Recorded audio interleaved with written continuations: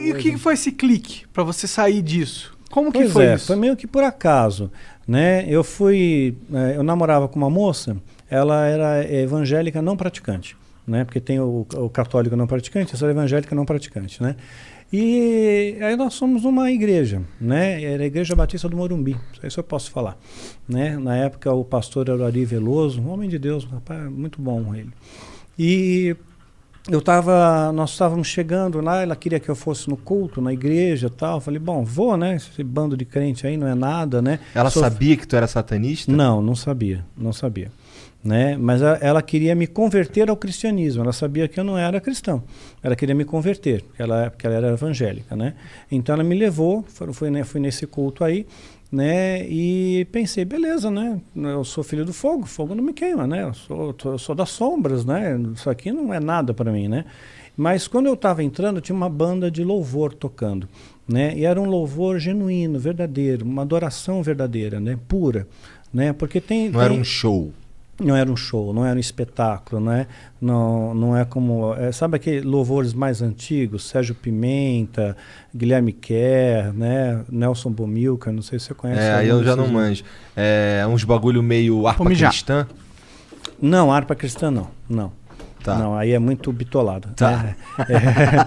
Tinha, sim, a bateria, a guitarra e tal. Né? Mas não era um órgão? Não era um órgão. Então era o tal do grupo do Milad, do Nelson. E eles estavam cantando uma música que eu lembro até hoje. A letra é meu, somente meu, todo o trabalho, e o teu trabalho só descansar em mim. Naquele dia, aquela música, aquela canção, aquelas notas musicais me mandaram pro chão, eu caí. Eu perdi os sentidos ali, somente se eu escutar o som daquela música. Hoje, essa música me mantém em pé. A letra dessa música me mantém em pé, né? Então, caí, perdi os sentidos. De repente, eu abro os olhos assim, tem um cara em cima de mim, urrando no meu ouvido, qual é seu nome, qual é seu nome, fala qual é seu nome. Porque as pessoas acham que você tem que saber o nome do demônio para expulsar o demônio, né? Mas não tem isso, né? Todo demônio se sujeita ao nome, que está sob todo nome, que é o nome de Jesus, né? Então, falei meu nome e tudo, e levantei, né? E aquela moça, a família toda ficou toda estarrecida de ver aquilo, né? Falaram que foi uma cena horrível e tudo mais. Eu não vi, né? Mas só as pessoas que... Tu só apagou? Apaguei, né? E não vi o que aconteceu. Aí aquela menina ficou preocupada, falou assim, poxa, eu vou marcar um encontro com ele como pastor. Né? Um pastor, nós demos o nome de Brint no livro Filho do Fogo, mas o nome verdadeiro é Luiz Augusto Zitt, né? E é um homem de Deus, um pastorzão mesmo, coração puro, um homem de Deus. Aí peguei, ela marcou um encontro com ele. E aí eu peguei e falei, tá, eu vou fazer um feitiço contra ele, vou fazer ele ficar doente. O lance de tu cair na igreja lá, perder o sentido, ter um cara ali falando contigo ali, isso não te desmotivou de forma nenhuma? Não me desmotivou, não. Fiquei indignado com aquilo. Eu queria entender o porquê. Eu perguntei lá no satanismo, para o sumo sacerdote. Eles falavam que eu não estava pronto para entrar ainda numa igreja. Naquele momento, aquele grupo tinha, digamos, que a gente pode chamar de unção. Né? Aquele grupo tinha. Então, essa unção, ela realmente repudia. Você não tem poder contra isso. Né? Não tem poder contra esse poder. Então, então, todos os feitiços que tu lançava nas lideranças religiosas, os que pegavam era porque os caras eram meio esquisito mesmo. Era meio esquisito. A maioria pegava. 99,9% pegava. Né? Então, porque sempre tinha uma coisa por trás, né? Sempre tinha uma coisa de bastidor. Então, então você ter uma vida reta faz muita diferença, né? E aquele grupo de louvor, eles procuravam ter uma vida reta, né? Eles não são perfeitos, eu não sou perfeito, você não é, ninguém é, só Deus é, né? Mas aí você procura, você se esforça, né, em fazer o bem, né, em ser uma pessoa boa. Então, caí com aquelas notas musicais e marcou um encontro com o pastor. Eu peguei e fiz um feitiço contra ele. Fiz sozinho, né? Chamei o Abraxas e tal, né? Falei, vai lá, causa uma doença nele. Tu chamou o Abraxas nesse dia? Chamei o Abraxas, né? Falei, invoquei ele para causar uma doença nele, uma doença que incapacite dele chegar no encontro, sabe? Não importa o que seja, ele pode ter uma dor de cabeça, sabe? Mas ele não pode chegar no encontro, né? E eu fui ao encontro e ele não foi. Eu esperei umas 2 horas, ele não foi, eu fui embora. Aí no outro dia eu estou na empresa que eu trabalhava, o presidente satanista, né? Tocou o telefone para mim, né? A secretária passou e era a secretária da igreja e falou, olha, o pastor não pôde ir ao encontro, né? Eu pensei comigo, puxa, não veio ao encontro porque se lascou, né? Eu fiz um negócio aqui. Pois é. Aí ela falou assim, não, sabe o que é? O filho dele sofreu um acidente, né? Que fraturou a perna, tal, né? Mas não foi nada grave, tal. Foi assim, uma brincadeira de criança, tal, acidente doméstico. E falei, poxa, mas não era para ser no filho, era para ser nele, né? E, ok, eu fiz alguma coisa errada, né? Porque o ritual é rigoroso, não pode ter erro, né? Então, marquei o segundo encontro, marquei de novo a segunda vez e chamei mais pessoas para me ajudar. Fizemos o pentagrama, cada um na ponta de um pentagrama, então fizemos com 5 dessa vez. 5 então pessoas. O pentagrama é um símbolo satânico. É um símbolo satânico, sim. Pentagrama invertido especialmente, né?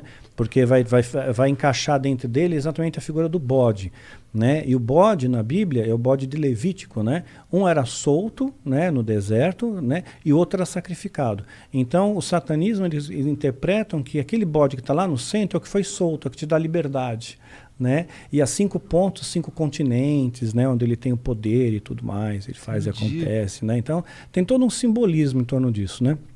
Aí, peguei, na ponta do pentagrama foi feito o encantamento, né? Inclusive tem encantamentos feitos com a estrela de Davi também, né? Que é o hexagrama, tem encantamento com o hexagrama também. É um triângulo para cima e um triângulo para baixo. Exato. Tem também, dependendo do tipo de ritual, também usa. Mas estrela de Davi não é um símbolo sagrado, não é? Não tem nada na Bíblia que fala sobre isso. É um símbolo antiquíssimo. Você vai encontrar entre os bizantinos, vai encontrar entre os persas, é antiquíssimo, sabe? É um símbolo esotérico. E a maçonaria, cara? Não, peraí, que ele tava no feitiço que ele lançou no cara. No pastor, é. Então, aí o primeiro deu na criança. O segundo chamei esse pentagrama em cada ponta do pentagrama, lançamos o feitiço, né? Esse feitiço foi um pouco mais forte, né? Nós fizemos para causar um dano maior, né? Então, assim, um acidente severo com ele. Mas nesse feitiço aí ainda invoca alguém? Invoca mais de uma entidade. Invocar 2 entidades. Aí foi o Abraxas. Foi o Abraxas e o Azazel. Azazel. Esse é de qual? Esse daí qual que é o... Porque assim, qual é a pegada dele? Qual que é a pegada do Azazel? O Abraxas domina São Paulo, estado de São Paulo. Sim. E o Azazel? O Azazel é uma entidade que ele é, digamos, um especialista em causar acidentes, danos, estragos, né? Alguma coisa assim. É tipo um GPS satanista. Ó. Primeiro você escolhe a localidade, depois você escolhe um tipo de enfermo. É bem isso. Entendi. Então, o que acontece? Aí essas 2 entidades foram invocadas para lançar um feitiço. Lançamos o feitiço. Fui no encontro com o pastor. Passou 1 hora, passou 2 horas, o pastor não foi, fui embora. Pô, lascou, o pastor lascou. Só vou esperar o telefonema, né? No outro dia liga a secretária da igreja para mim de novo. Olha, o pastor não foi ao encontro. Falei, eu sei, né? Então, o que aconteceu? Ele bateu o carro. Olha, foi um acidente violento, né? Deu perda total, acabou com o carro do pastor, né? E eu já pensando, onde é que ele está hospitalizado, né? Porque se eu souber o hospital e tiver satanista infiltrado, né? Porque tem muito tráfico de órgãos, muita coisa no meio aí, nesses bastidores. Caralho! Né? Tem. Então, por que os caras querem órgão pra vender? Cara, vender, fazer ritual. Capitalizar. Também. Capitalizar. Entendi. Capitalizar. Daí agora, mas o pastor não se quebrou. Não, ele saiu inteiro. Porque 1000 cairão à direita. 10 mil à esquerda e você não vai ser atingido. E ele falou, mas aí o pastor não sofreu um arranhão, glória a Deus, né? Fiquei com tanta raiva daquela secretária, vontade de dizer para ela, me dá seu nome completo, data de nascimento, feitiço é para você agora. Voltando ao pastor, lançou o feitiço. Perda total no carro, o cara tá inteiro. Aí eu peguei e falei, não é possível, né? Aí falei com os sumos sacerdotes. E os sumos sacerdotes falaram, realmente, você é filho do fogo, o fogo não queima, isso, aquilo, né? Mexeu com todo mundo. Nós vamos fazer um feitiço, vamos acabar com ele. Vamos oferecer 13 vidas pela vida dele. Eita! Caralho! Ou seja, se ele morresse, 13 vidas seriam ceifadas em ritual, né? Para pagar os demônios. Como se escolhe essas vidas? Olha, alguns se voluntariam, outros pais doam os seus próprios filhos ou sequestro. A maior parte por sequestro. É o que eu te falei, pessoas desaparecidas. Muita gente desaparecida. Mas aí o cara... E aí, foi feito o ritual? Né? Aí foi feito o ritual, com sumos sacerdotes, né? Aí esse ritual não posso entrar em detalhes, esse aí é bem mais pesado, né? Foi feito o ritual e eu tive certeza plena, né? Que realmente aquele homem, ele ia morrer. Mas materializou uns caras? Materializou. Quantos dessa vez? Materializou 9. Caralho! 9. Bem no 9. É 9, né? 9. Nossa. Abraxas, Azazel, Astarote. Astarote, Asmodeu, Leviatã, Abaddon. Ih, o Abaddon põe o escudo em mim. Já estou em Abaddon. É que Abaddon tem um herói no Dota, que é um jogo que a gente joga. Ah, sim. O nome dele é Abaddon. Ah, tá. E ele é meio demoníaco. Ele é meio demoníaco. Esses nomes são famosos. Ele é o Death Knight. Eles vão parar na mídia mainstream, vira e mexe. Azazel, já vi vários filmes. Nos filmes ele aparece como o Anjo da Morte. Tem o Astarote também, já ouvi falar. Sim. Já ouvi falar de vários. Mas aí, fez o ritual, o que rolou depois? Fez o ritual, então, eu tinha certeza que aí o homem ia morrer. Porque o ritual já era para matar ele, né? Então, ok, né? Se é para matar, que morra logo, né? E marquei outro encontro. Mas assim, eu fui triunfante naquele encontro, né? Eu fui regozijante, todo feliz, imaginando, puxa vida, eu vou pegar... Não vai ter encontro? Não vai ter encontro, né? Esse cara não vem, já era, está lá visto, olhar para a secretária e ficava pensando, quero ver você falar agora alguma coisa para mim, né? E eu já deu 2 horas, eu cansei, né? Tô indo embora, né? Bem na hora que o pastor chega, ele chegou. Ele estava com o ar meio abatido, tá transpirando muito, abatido, né? Mas ele pegou, falou, que bom que você está aqui ainda, né? Me atrasei. Né? Mas ele não falou o que aconteceu. Né? Então, E tu nunca soube? Nunca soube. Tá. Né? Ele não entrou no mérito do que aconteceu, mas ele estava abatido. E ele pegou e falou, vamos conversar. Né? Olha, naquela época eu estava no platô do Kung Fu, né? Feiticeiro do satanismo. Quer dizer, aquele homem não era oponente para mim, mas eu tive um medo dele, que me arrepiou dos pés à cabeça. Né? Porque ele tinha... Era para estar morto. Era para estar morto. Eu tô vendo alguém vivo que era para estar morto, né? E ele tinha unção, tinha essa autoridade, tinha essa... É um homem de Deus, né? Um homem de fé. E eu tinha receio que se eu tocasse nele, se eu pegasse na mão dele, ele estendeu a mão, não estendi, eu ia cair de novo, porque eu já estava com aquele trauma que eu caí na igreja lá, né? E então eu falei, pastor, desculpe, o senhor chegou atrasado, eu vou embora, eu tenho compromisso. Menti, né? Aí ele falou, tudo bem, olha, se você não quiser conversar, a gente não conversa, uma conversa rápida, 5 minutinhos só, vai. Olha, demorei tanto para chegar até aqui, você não sabe o que eu passei para chegar até aqui, me dá 5 minutos só, te prometo que não vai passar 1 minuto a mais.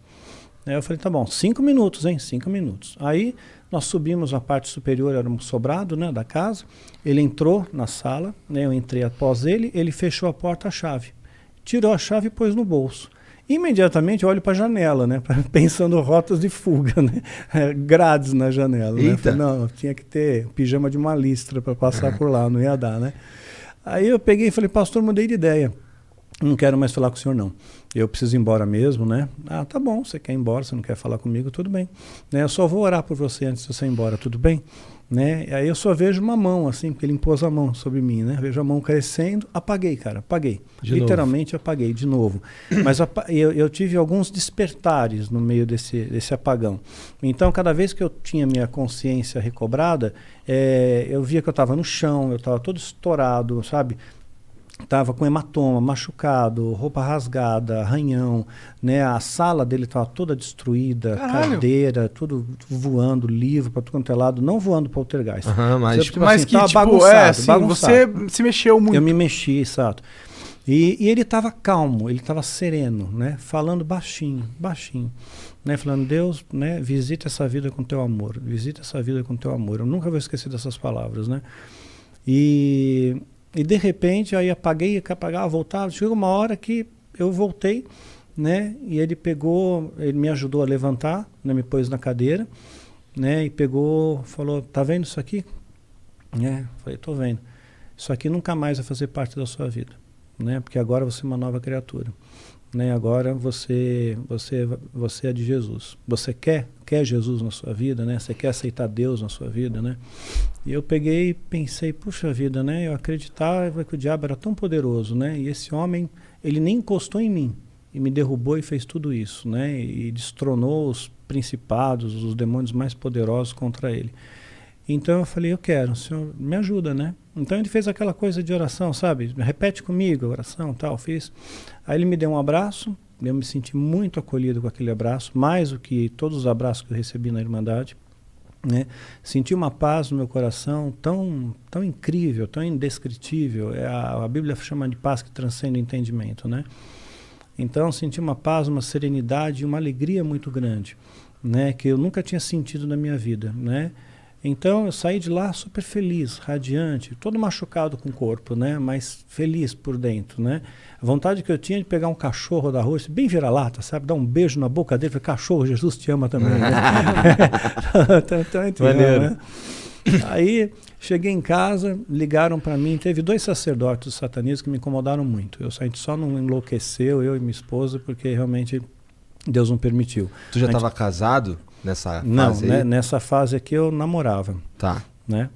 Namorava com uma outra moça, tá. Na hora conhecia essa daí, veio posterior. Tá. Né? Esses sacerdotes começaram desde aquela época, desde a minha conversão. Eu tinha quase 26 anos, eu tinha 25 anos e 8 meses, né, quando me converti. Então, eu conheci a minha esposa com 27. Né? Então, levou na igreja? Conheci na igreja. Tá. Né? Então, eu não era muito de frequentar a igreja, né?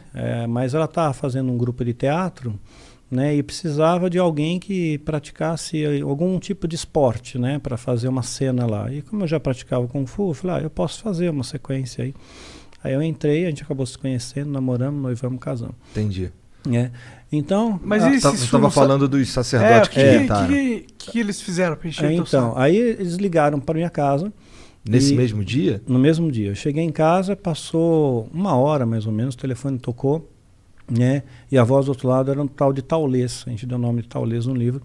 E ele pegou e falou para mim, nós avisamos você, satanismo não é para todo mundo, né? Mas uma vez que você entrou, não tem mais volta, não tem mais volta. Amanhã você tem um compromisso conosco, né? E nós vamos buscar você na sua casa. E se você não estiver aí, nós vamos matar a sua família. Caralho! Né? Então, assim, eu não pensei 2 vezes, eu não consegui raciocinar, né? A única coisa que eu pensei, porque eu sabia que ritual que era, né? Aquele ritual era um ritual que eu teria que fazer pela primeira vez, um ritual de sacrifício humano. Então, por quê? Porque tu estava fraco? Não, para subir de degrau, para virar sacerdote.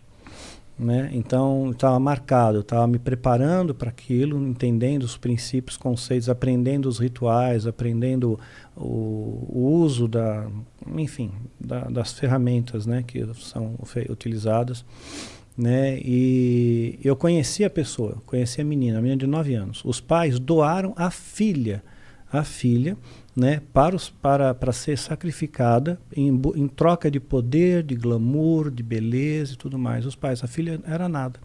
A filha não tinha um vínculo. Eu acho isso inimaginável. Eu também. Inimaginável. Eu não consigo entrar isso na minha cabeça. Mas tem gente que faz isso. Tem pai que estupra o filho. Né? Né? Então, quer dizer, é inacreditável. A maldade existe, né? Maldade existe. Né? Então... eu conversei com a menina, né? Eu lembro de ter olhado nos olhos dela, conversei com ela. Ela estava no preparo, tem uma espécie de jejum, né? E ela, sem entender o que está acontecendo, porque transforma a vida dela, ela é tratada como uma princesa, né? Então, conversei com ela e aquilo ficou na minha cabeça, né? Então eu falei, não, puxa vida, Deus me livrou bem na véspera de fazer isso. Falei, então é para eu não ir mesmo, né? Eu peguei minha bicicleta, eu morava na Pompeia, pedalei até o Parque de Ibirapuera, onde tem o batalhão do Exército. Aí parei com a bicicleta bem lá em frente, falei, quero ver me pegarem aqui em frente ao Exército, né? Tô protegido, né? Mas aí foi caindo a noite, né? E eu fui vendo as estrelas, tal. Passei a noite lá, no gramado, né? Daí sentado. E eu fiz a minha primeira... Só essa porra pra lá, cara. Não, soprar pra lá. Pra não jogar fumaça nele. Tá. É vapor. Não, é vapor d'água, tranquilo. Aí o que aconteceu? Eu comecei a ver cada uma daquelas estrelas e comecei a pensar, puxa vida, Deus fez cada uma dessas estrelas, né? Deus fez a grama que eu estou deitado, né? Deus fez todas as coisas. Deus vai me proteger. Aí eu fiz a minha primeira oração sozinho, não sabia orar, né? Eu falei, Senhor, você lembra de mim? Olha, eu sou o Marcelo. Marcelo que se converteu ontem. Lembra lá na casa no Cusite, né? Olha, moro na rua tal, número tal, RG, CPF, grupo sanguíneo, né? Passei os dados para Deus. Aí, eu tenho certeza que os anjos me guardaram naquele dia. Foram anjos que se acamparam ao meu redor. Porque a Bíblia fala que os anjos se acampam ao nosso redor. A gente não tem ideia do que é isso, né? Um anjo de Deus, um anjo, derrotou um exército de Senaqueribe. 185 mil homens. Um anjo. E Deus dá ordem para esses anjos acamparem ao nosso redor. Então a gente não tem ideia da proteção espiritual que a gente tem, né? Quando você realmente tem Deus no seu coração. Então, foi o que salvou aquele pastor, né? Foi o que salvou aquele pastor, com toda certeza. Mas você tem que ver a história dele. Eu vou contar até o fim, se você permitir. Claro. Né? Então, ela está descrita no final da série Filho do Fogo, no livro Catedral das Sombras. Né? A primeira história é a história dele. Né? Eu tenho no celular até, depois eu te mostro fora, né? Para te mostrar um detalhe, né? Para não expor a pessoa. Tá bom. Mostrar a sombra atrás dele, o tamanho do demônio que estava atrás dele. Né? Então, o que aconteceu? Esse pastor, era a minha única referência que eu tinha, era ele. Né? Então, quando ligaram para os ordens que me ameaçou, né? Eu pedalei, fiz aquela oração, voltei para casa, tentei ligar para o pastor. Não consegui mais falar com ele, perdi contato total com ele. Ele não está mais na igreja, ele saiu, ele não trabalha mais aqui. Né, perdi contato e fiquei em desespero, porque ele era a única referência, era meu esteio, né? Falei, como é que eu sozinho vou lutar contra uma organização, uma seita, um monte de gente que se protegem, podem me sequestrar, podem me sacrificar, vão me cremar, vou virar pó e sumo, simplesmente desapareço, né? Então, o Zord falou aquilo para mim. Né? No dia seguinte, que seria o dia que eles teriam que vir me buscar, eu também não fiquei em casa, né? Saí também, né? Para eles não me acharem, e nada aconteceu com a minha família, né? Ainda pedi para Deus guarda a minha família. Não ia contar para minha mãe, se vier uns caras estranhos aqui e tal, né? Eu não falei nada. Tua família também não sabia que tu curtia essas paradas? Não sabia. Tá. Sabia que eu saía, né? Que eu dava umas sumidas às vezes, né? De uma semana, mas era normal, né? Falei, vou passar uns dias lá com a minha alma gêmea, né? Com a fulana lá. De certa forma ia mesmo, né? Ia mesmo, né? Então... Só não era alma gêmea, mas tudo bem. Não era alma gêmea. Quando você descobriu que ela não era alma gêmea? Na verdade, você vê uma incompatibilidade, né? Você tem muita ilusão.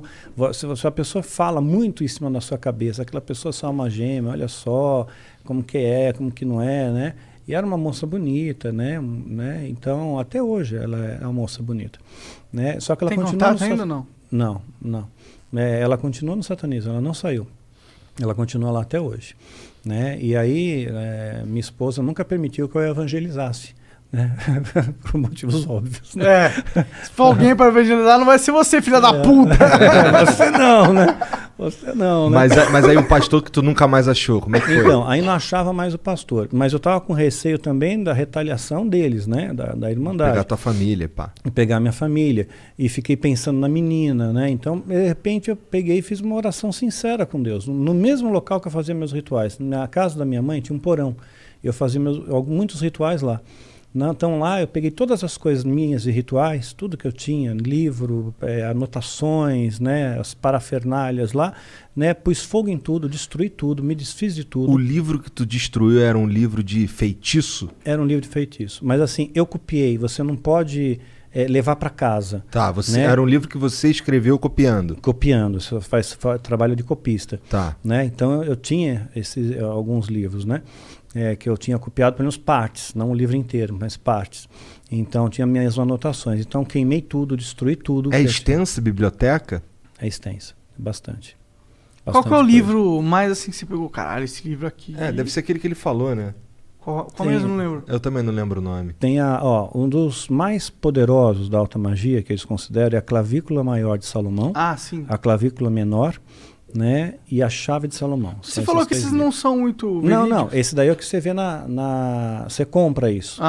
Né? Mas tem um livro verdadeiro com o mesmo nome, né? Que é o original mesmo, que é diferente. Porque Salomão, Você sabe que Salomão ele deu uma desviada, né? Sim. Com essa história. Então, mas se você lembra bem da história, 1 Reis 10:14, fala que Salomão recebia todo ano 666 talentos de ouro, 666, que é o número do diabo. Né? Um talento é ouro pra caralho, né? 34 quilos. É ouro pra caralho. Porra! 34 quilos. Naquela época ele era um bilionário. Talentos. Bilionário, sim. Né? E esse número... De quanto tempo? Por ano. Por ano. Por ano. 666 talentos por ano. 1 Reis 10:14. Aí lá em Apocalipse 13:18, nós vamos ver que realmente, né, o que é o 666, né? Que é o número da besta. E tem fundamento esse 666 no satanismo? Tem. É uma trindade satânica, assim como tem o Pai, o Filho e o Espírito Santo. É o anticristo. É a besta, o falso profeta e o anticristo. A besta? Quem é a besta? É o diabo? Sim, é o diabo. O falso profeta... O falso profeta é o que vai dar apoio ao anticristo. Tá. Que supostamente será o próximo Papa. Depois do Francisco, pela profecia bíblica de Apocalipse 17. E esse Papa aí? Se a profecia acontecer. Esse Papa aí é de boa. É de Francisco boa? é de bonzinho. Ele parece bem moderno. Ele é de boa. Eu gosto dele. Ele me parece uma pessoa super simpática, bonzinho. Né? Então, assim, aí depois dele, né? O próximo Papa vai ser aquele que vai dar o apoio ao anticristo. Né? Pela profecia bíblica de Apocalipse 17, que fala do 8º rei. Né? Então, assim como o Vaticano se transformou teve poder de Estado, né? Em 19 de fevereiro de 1929. 19 de fevereiro de 1929. Né? E aí fez o Tratado de Latrão. E a partir daí veio todos uns papas. E aí né? tem esse que tá agora é o 7º? Esse é o 7º, porque o primeiro você não pode contar, que era o Pio XI. Pio XI já estava em exercício quando o Tratado de Latrão foi assinado. Né? Você tem que contar a partir do momento que, posterior a isso, passou com conclave e tudo mais. Né? Aí, então esse é o 7º. Então o 8º rei será o Papa que vai dar o apoio ao anticristo.